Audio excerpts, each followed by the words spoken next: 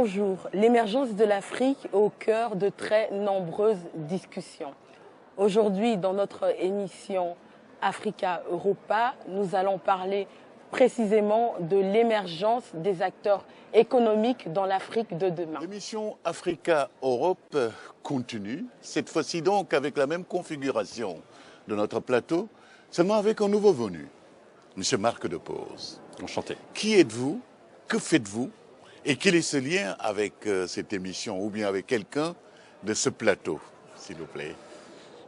Mon nom est Marc Depose, comme vous l'avez très aimablement dit. Je suis juriste de formation, économiste de formation, et j'ai le plaisir de travailler avec M. Joël Bulelli depuis un certain nombre d'années et de participer à l'ensemble de ses projets et au développement qu'il est en train de mettre en place. On parle beaucoup de cette structuration des entreprises de M. Joël Bulelli, Oui. de ce qu'on appelle le OneCoin. Est-ce que vous travaillez un peu dans ce sens de structuration? Et qu'est-ce que c'est que cette économie structurale que vous voulez mettre sur place? Si vous voulez, le OneCoin est simplement un outil. Il ne faut pas se tromper. Le OneCoin, c'est une monnaie cryptogramme, c'est une monnaie née dans l'Internet, dans un secteur donné et par rapport à un groupe donné. Mais je dirais que la virtualisation de l'économie et du OneCoin, elle est valable pour n'importe quelle monnaie. Votre monnaie à vous, que ce soit en euros, vous pouvez payer dans la zone euro vis-à-vis de gens qui acceptent l'euro. Et depuis Bretton Woods et la rupture avec la parité à l'or, je dirais que toutes les monnaies sont devenues quasiment virtuelles. Sous cet angle-là, ce qui est important, c'est qu'en réalité, l'émergence de ces monnaies deviennent des instruments complémentaires qui permettent d'accompagner, je dirais, d'affiner et de relancer des économies dans l'économie. Elle n'a pas pour volonté de remplacer l'argent officiel, elle n'a pas pour volonté de commencer à mettre en place un système universel. C'est simplement un outil qui doit permettre, je dirais, de développer précisément une communauté donnée, de fonctionner petit à petit, de grandir petit à petit et de permettre, je dirais, l'émergence d'une économie qui va faire ses pas petit à petit, qui va grimper, qui va grandir, qui va grossir. L'idée est de fluidifier, de fluctuer, de donner plus d'aisance, de donner plus de souplesse à un certain segment de l'économie. Justement, en tant que juriste, vous ne pensez pas que quand même, pour des économies aussi, on peut dire, faibles, entre guillemets, comme les économies africaines avec lesquelles vous travaillez beaucoup, Oui. est-ce que ces pays sont prêts à intégrer la monnaie, donc le OneCoin par exemple? Je le pense. Et précisément parce que ces pays ont effectivement des économies qui ont parfois difficile à faire leur place. Elles n'en restent pas moins, je dirais, partie prenante de l'économie mondiale. Ça veut dire qu'elles en subissent de plein fouet toutes les variations, toutes les tensions, qu'elles soient politiques, qu'elles soient économiques, qu'elles soient financières, et elles n'ont pas les moyens de se défendre. Et quand on parle d'économie à ce niveau-là, on parle évidemment bien souvent d'économie étatique et le retour à l'individu, le retour à la personne qui va acheter son pain le matin, qui peut acheter une voiture, je dirais qu'on est bien loin de l'économie mondiale. Et dans cette économie de tous les jours, au contraire, je pense que le OneCoin ou n'importe quelle autre monnaie, entendons-nous bien, le OneCoin a des spécificités sur lesquelles on reviendra peut-être, mais il mériterait une émission à lui tout seul, tellement il est quand même complet. Mais en réalité, la monnaie virtuelle a, je dirais, ces caractéristiques de pouvoir être à la mesure d'entités plus étroites. D'ailleurs, en Europe, vous avez vu l'émergence d'un tas de monnaies qui ont pour volonté d'être régionales, d'être locales, parfois d'être liées à un quartier. Qu'est-ce qu'elles traduisent fondamentalement? Elles traduisent simplement la nécessité de pouvoir, dans un système d'échange qui se veut ne pas être purement financier, être un outil de définition, un outil, une unité. Si moi, je donne des cours de droit à quelqu'un qui lui-même est plombier, je donne des cours à son fils, je donne X heures de cours. Son plombier, à son tour, viendra chez moi pour réparer ma fuite. Comment va-t-on évaluer? On est dans du troc, mais précisément, c'est ce qui a amené l'existence de la monnaie, c'est que le troc est compliqué à gérer. Et donc, l'existence d'une monnaie virtuelle, il y a eu des marguerites, mais je dirais que l'imagination est au pouvoir sous cet angle-là. Chaque fois qu'on a créé des monnaies virtuelles, c'était pour la nécessité de pouvoir arriver à quantifier ces échanges informels. Et précisément dans des pays comme les pays africains, du moins dans certains d'entre eux, on est au troc, on est dans l'échange de services. Et la renaissance va passer d'abord par le renforcement de toute cette base économique locale. Et le OneCoin vient précisément apporter cet outil. Ok.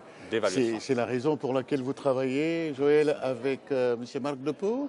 Parce que de toutes vos entreprises que vous avez, est-ce qu'elles sont vraiment prêtes à intégrer ce système?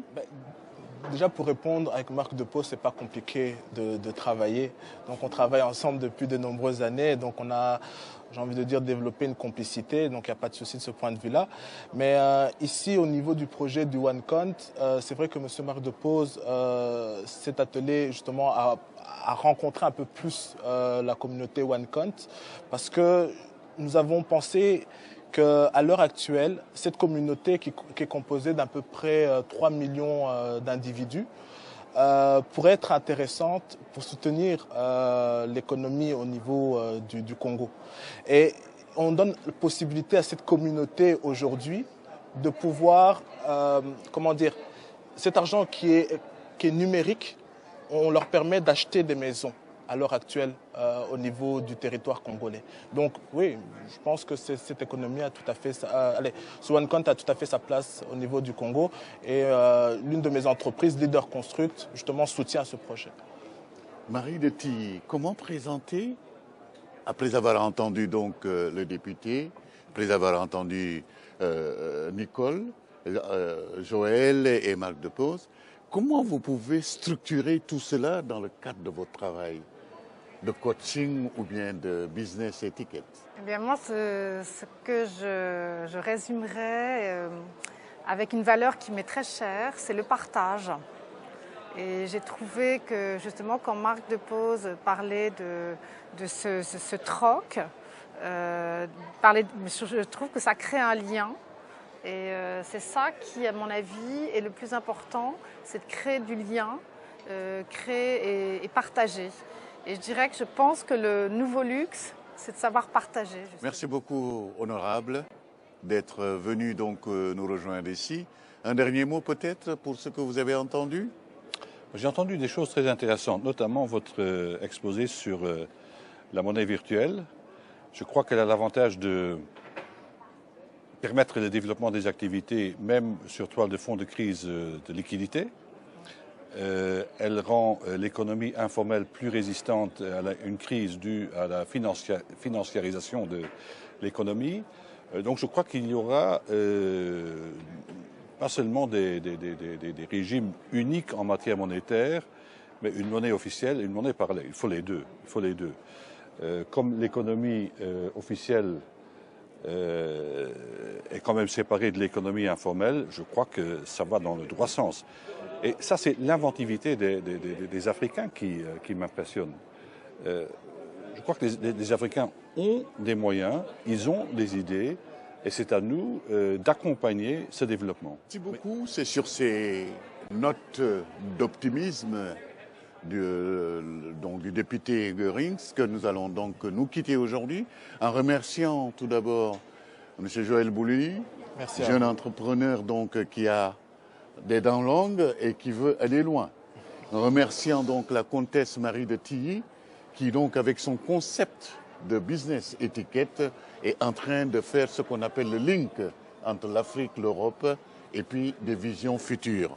Merci beaucoup, M. Depose, pour nous parler de cette OneCoin, donc la monnaie numérique, qui est une curiosité pour certains, mais qui peut être donc la valeur de demain. Qui sera un très bel instrument. Merci beaucoup, Nicole Sulu, fondatrice et initiatrice donc du Makutano, qui veut dire donc rencontre et échange.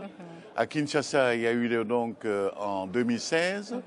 Et cette fois-ci, donc en 2017, ce sera les 15, 16 et 17 septembre à Kinshasa. Vous êtes tous conviés. Absolument. Et merci beaucoup, donc, honorable, de nous avoir accueillis dans votre maison. Avec grand plaisir. Merci beaucoup.